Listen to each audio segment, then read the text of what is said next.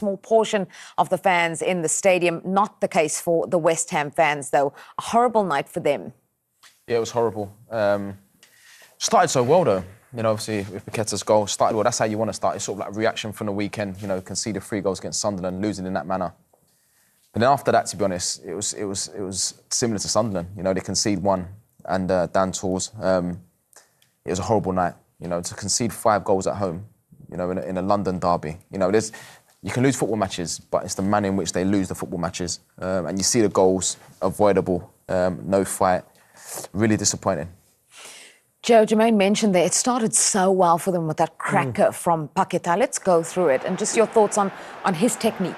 Listen, it couldn't have been a better start for West Ham and for Paqueta. He's been AWOL for a while now at West Ham. You know, he's had these troubles, but this is him. This is the Paqueta we see 2 years ago that was driving the David Moyes team to win the Conference League. He was absolutely outstanding.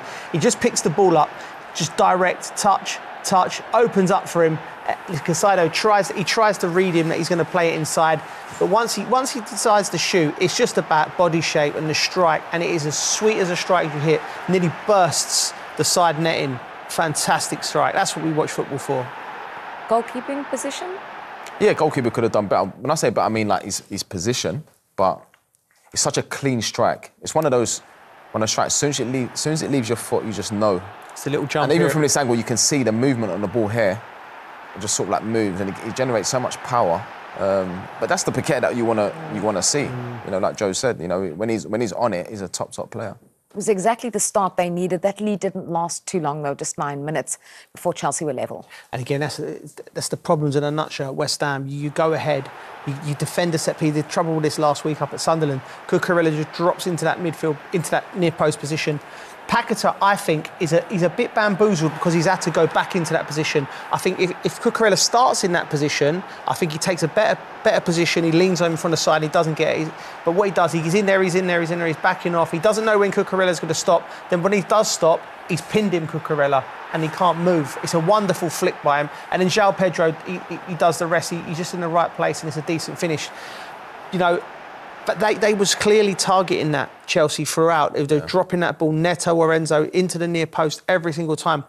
And I think after last weekend's, West Ham were terrible from dealing with crosses and set pieces.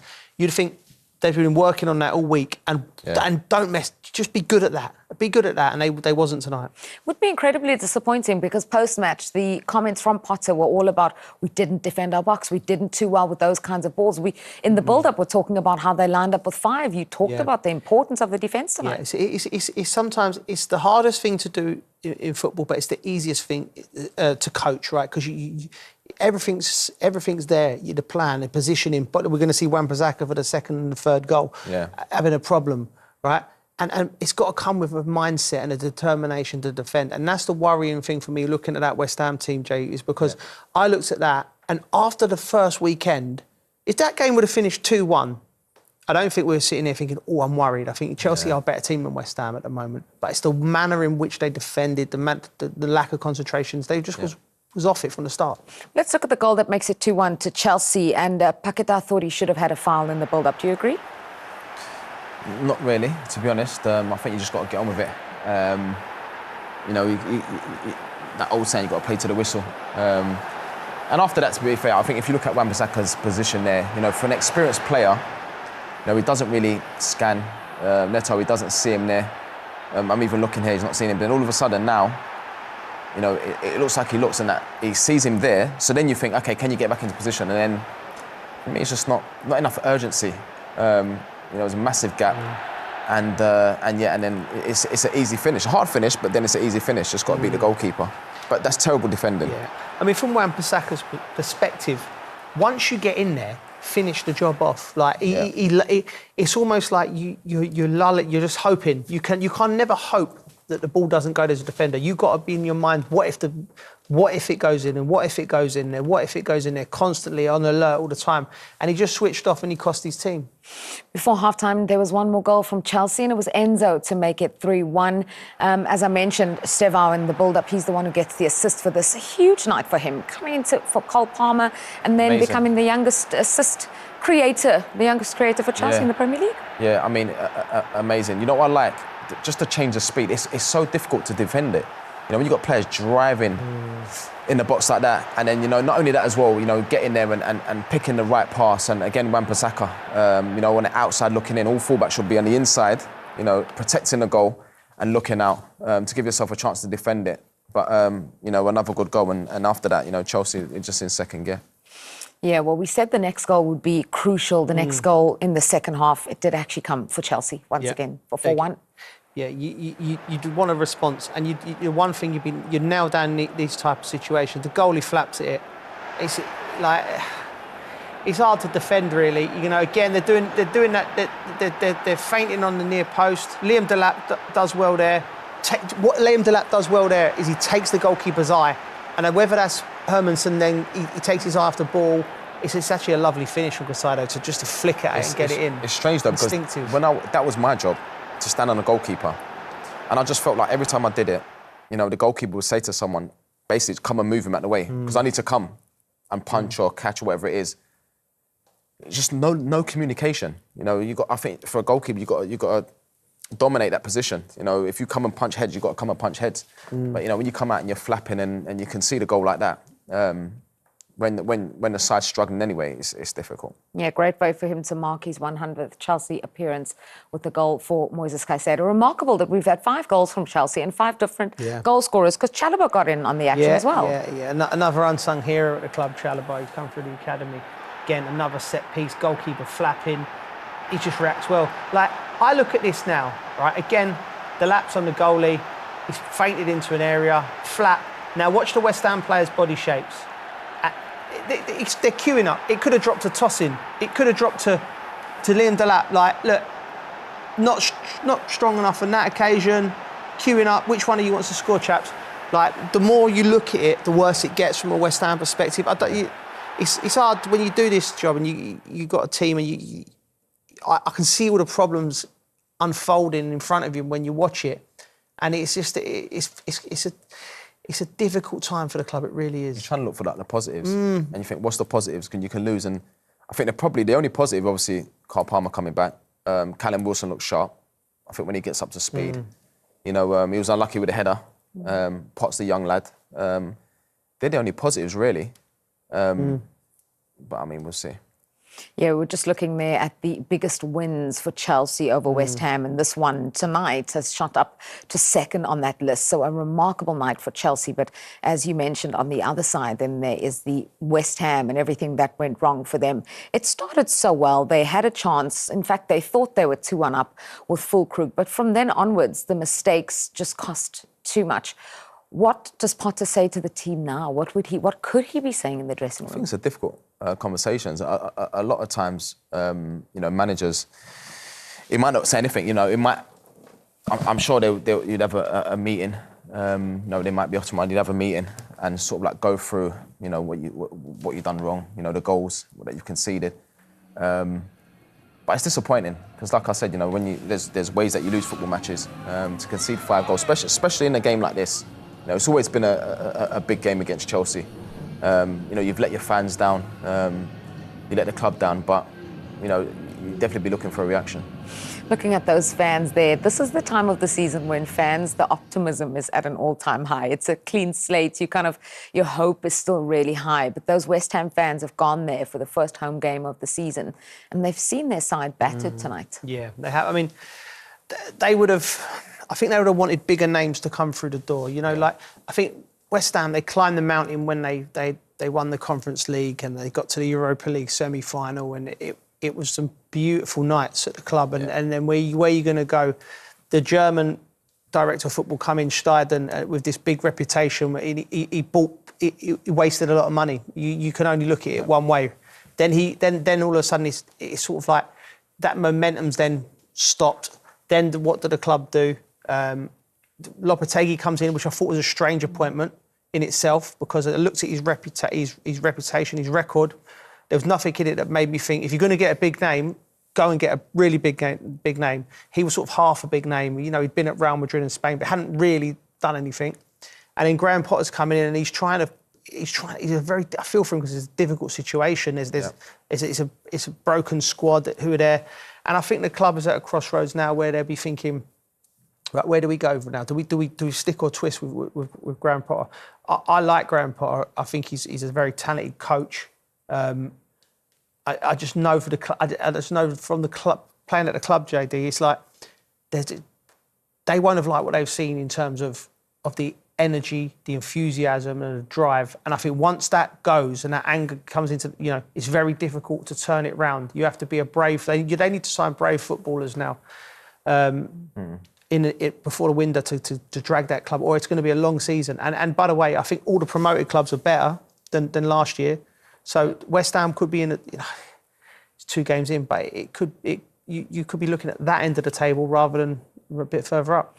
And at home as well, that's just 2 home wins in the Premier League in 10 matches for West Ham under Graham Potter. Lots of sad faces out at the London Stadium. One man who will be absolutely delighted, though, is Enzo Maresca. His side have won their first game of the season, and they've done so by 5-1. Let's find out his reaction.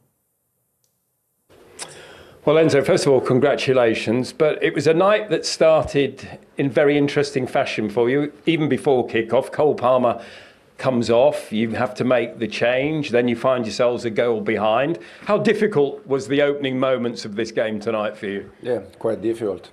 As you said, Cole problem during the warm-up, and then we conceded a goal.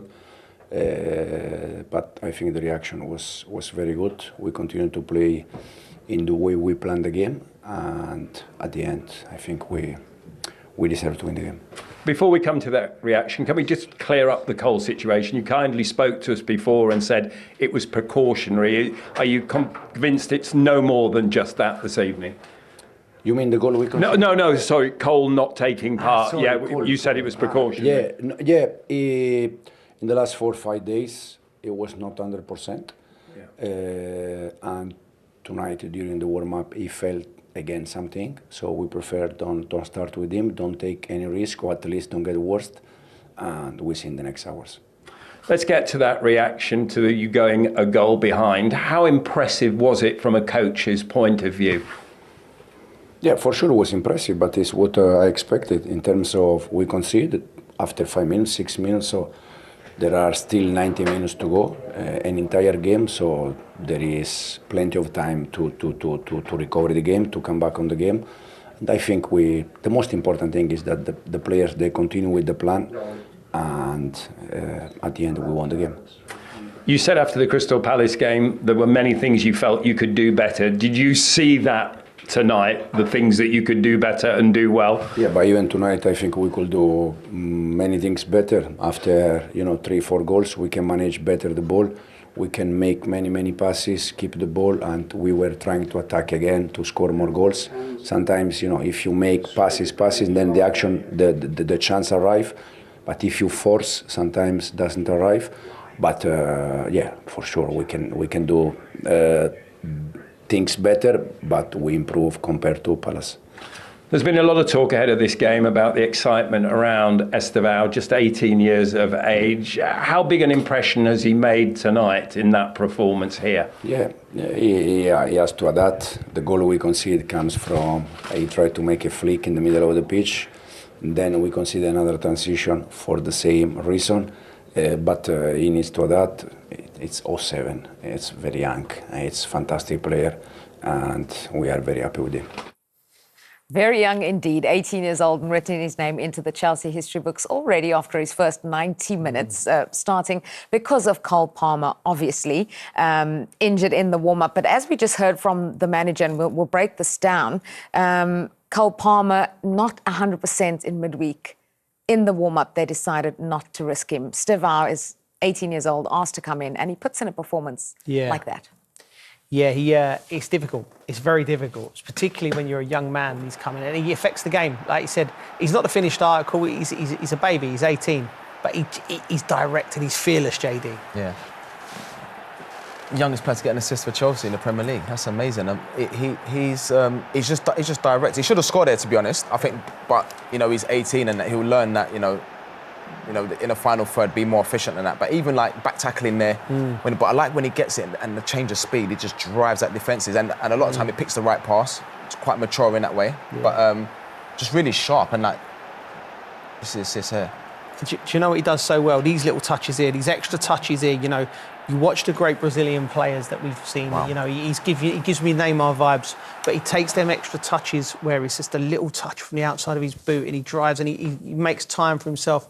It's a joy to watch. Football fans know what they like, and they knew they loved this kid from the first time they met him, and they're excited. You can sense the excitement when you go to Stamford Bridge.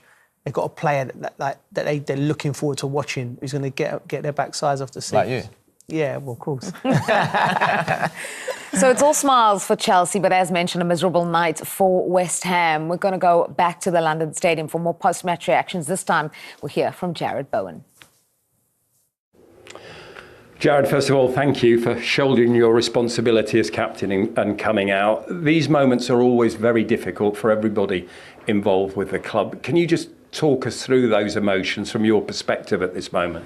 I think you can probably imagine fuming, disappointing, all the emotions that come with being on the back of conceding 8 goals in 2 games and not picking up a point yet. I think they got ourselves into a really good position at 1-0, and then I just thought the goals were really cheap on our behalf. Didn't really make them work for those 3 from set pieces, which we've always prided ourselves over the years, and a couple more finishes inside the 6-yard box. So I think kind of gifted the goals away, and you do that against any opposition. We learnt that at Sunderland last week, and we've learnt again tonight. You mentioned those lessons at Sunderland, and then again you're repeating the same mistakes tonight. What does that come down to, Jared? Is that collective responsibility? Is it individual responsibility? How does it pan out? It's a collective. We're out there on the pitch, and when things are going well, it's easy to get individual awards and what have you. But I think when things aren't going so well, you have to point the finger at every single person, because we're out there on the pitch. It's not defenders defending well enough. It's not midfielders. It's strikers as well. Maybe not pressing as well as we know that we can do. So I think it's definitely a whole. I don't think it's, especially in a moment like this, to be individually and pointing fingers. We have to all look at ourselves, take the responsibility of where we are right now. Jared Bowen talking about mistakes that they made once again. 8 goals conceded in their opening 2 Premier League matches. Let's hear from West Ham manager. Here's Graham Potter. Graham, it's a really tough start for a first home game at home for the season. What are your immediate thoughts? Yeah, incredibly disappointed, of course, with the result. A good start. Scored a great goal, and then conceded a cheap goal, and that was probably set the tone for the evening. In the end, we're playing against the top side. We have to acknowledge that, but the manner of the goals we concede, it makes it impossible for us. So we have to do better. It's as simple as that. Still a few days left of the transfer window. Can that be a way to improve things, do you think? Well, it's, of course we'll always look, but it's more fundamental than that. We have to work harder to make it not so easy to score against us, because they're too cheap. As I said, we're playing against a top team, and if they're carving us open with quality play, then okay. But it wasn't like that, I don't think. And even though it was a tough night for us, of course. So we're disappointed with the goals, and we're disappointed with the result. Just trying to pick a few positives. I thought Kyle Walker-Peters seemed to combine well with Jared Bowen in the second half. I know that the horse had bolted, but is that something you could build on? Yeah, I mean, no, there doesn't feel like too many positives, but there are always individuals there that kept going. And the Malik Diouf as well on the left-hand side kept going, a young player making his home debut. But we're just disappointed at the moment. There's not too much to focus on from a positive perspective. We have to dust ourselves down and prepare to play against Wolves. We'll start tomorrow and keep going. All right. Hard luck tonight. Thank you. Cheers. Thank you. Graham Potter looking absolutely distraught after that performance from his West Ham side. Where to from here? Yeah, well, listen, for him, it's coming in and really picking the bones out of his players and having that heart to heart. I know it happens across football constantly. It is. You have to figure out what you are as a team, and I don't think what West Ham are trying to become is what they need at the moment. They need to go back to basics and start defending well. You can't concede as many chances from set pieces that they have in the first 2 games. I don't care how good players you've got on the pitch. Yeah. If you don't do the basics right like that, I think from Graham Potter's perspective, he's got to cut out the noise. There will be people talking about his job. This comes with the territory. He knows that he's a big boy. It's being a Premier League manager, but what he needs to do is he needs to go and look at his players in the eyes and figure out which one to use with me. Then that's crucial. Got to keep clean sheets. Because no point, we spoke about, obviously, we spoke about Jared Bowen a lot. You know, bringing Callum Wilson in, but you can't keep clean sheets. You can't win.